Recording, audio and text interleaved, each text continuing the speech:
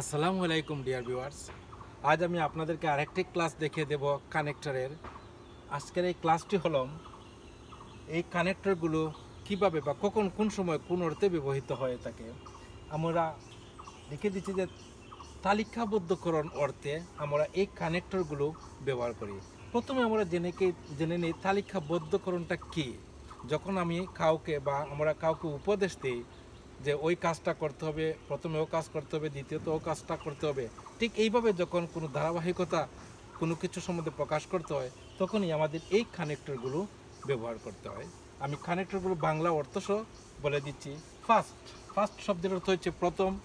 At first প্রথমে, in the first place প্রথম স্থান, সেকেন্ড দ্বিতীয়, সেকেন্ডলি দ্বিতীয়ত, ইন দ্য সেকেন্ড প্লেস দ্বিতীয় স্থান, থার্ড তৃতীয়, থার্ডলি তৃতীয়ত, ইন দ্য থার্ড প্লেস তৃতীয় স্থানে, নেক্সট পরবর্তী, দেন তখন, টু বিগিন উইথ শুরু করতে, অ্যাট দ্য বিগিনিং শুরুতে, এট দ্য এন্ড সমাপ্তিতে, লাস্টলি শেষতম, এট লাস্ট শেষে, ফাইনালি শেষে, আফটার দিস এরপর, আফটার দ্যাট তারপর, last but not the least একদম কিন্তু শেষ নয়।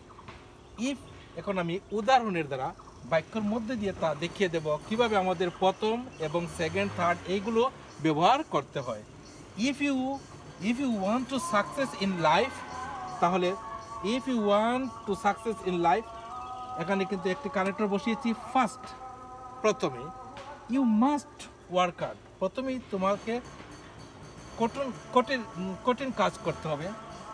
সেকেন্ডলি দ্বিতীয়ত, you must not delay doing your work দ্বিতীয়ত তোমার কোনো কাজ করার ক্ষেত্রে দেরি করার কোনো প্রয়োজন নেই।